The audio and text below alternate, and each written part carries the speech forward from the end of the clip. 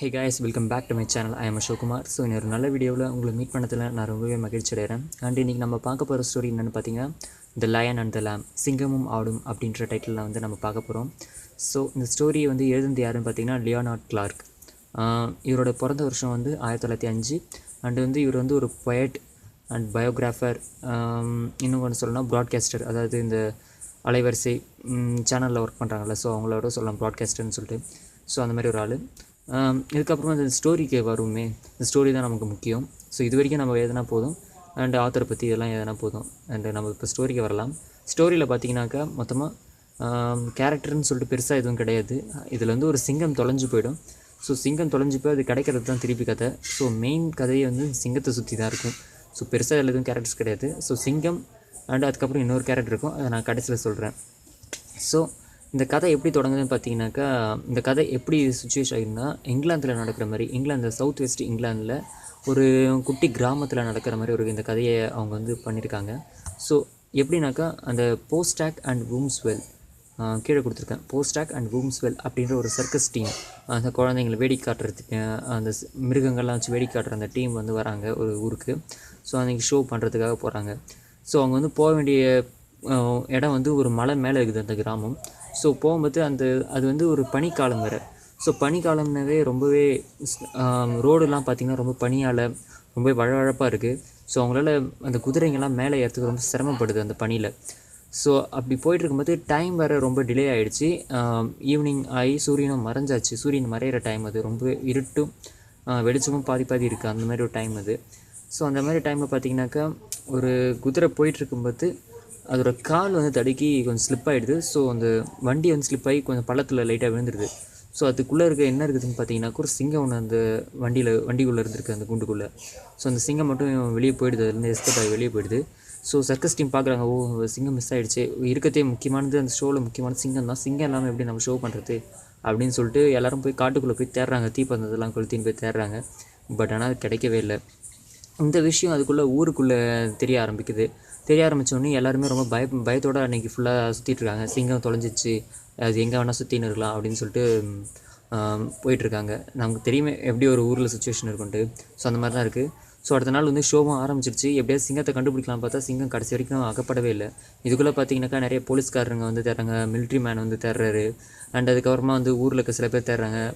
இதில் பார்த்தீங்கன்னா ஒரு விஷயம் நம்ம இல்லை ஏதாவது ஒரு விஷயம் வந்து பிரபலம் ஆகிடுச்சின்னு வச்சிங்களேன், அதை பற்றி நிறைய வதந்திகள் கிளம்ப ஆரம்பிக்கும். அது எல்லா ஊர்லேயுமே இருக்கிற விஷயம் தான். ஸோ அங்கேயும் அதே தான் நடக்குது. நான் வந்து சிங்கத்தை அங்கே பார்த்தேன், இங்கே பார்த்தேன், அது என் பின்னாடி வந்தது, அதோட மூச்சு காற்றை நான் உணர்ந்தேன் அப்படின்னு சொல்லிட்டு ஏகப்பட்ட வதந்திகள் வந்து பரவ ஆரம்பிக்குது.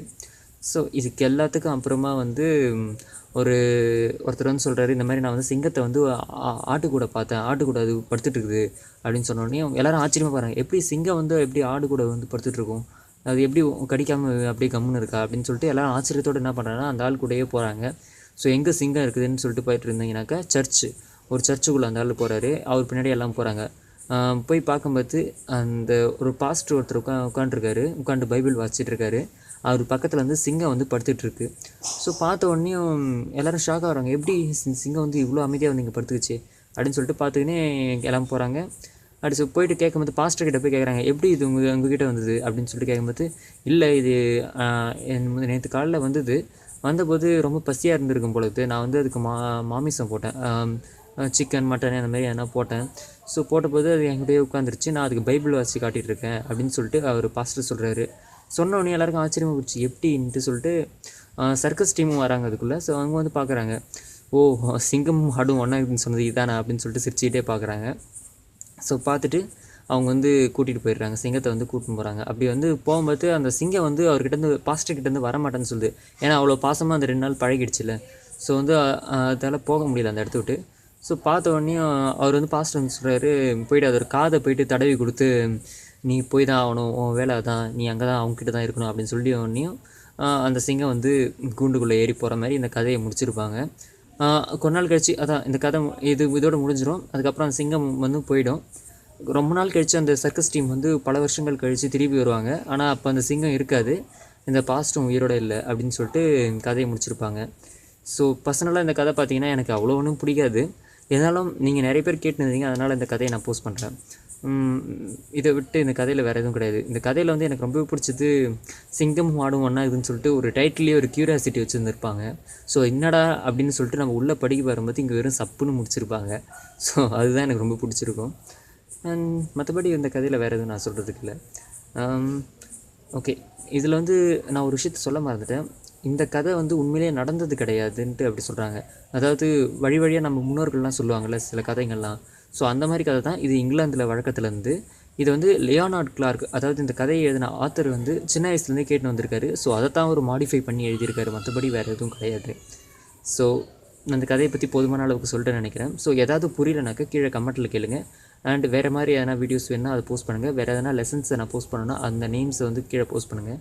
அண்ட் நம்ம எக்ஸாமுக்கும் டைம் ரொம்ப கம்மியாக இருக்குது. ஸோ முடிஞ்ச அளவுக்கு கூடுமான அளவுக்கு நான் சீக்கிரமாக வீடியோஸ் போடுறதுக்கு ட்ரை பண்ணுறேன். அண்டு என்னோடய இந்த வீடியோஸ்லாம் பிடிச்சிருந்தா ஷேர் பண்ணுங்கள் உங்கள் ஃப்ரெண்ட்ஸ் கூட. அண்டு மறக்காமல் என் சேனலுக்கு சப்ஸ்கிரைப் பண்ணுங்கள். Thank you guys. Have a great day. Have a great night ahead for you. Bye guys.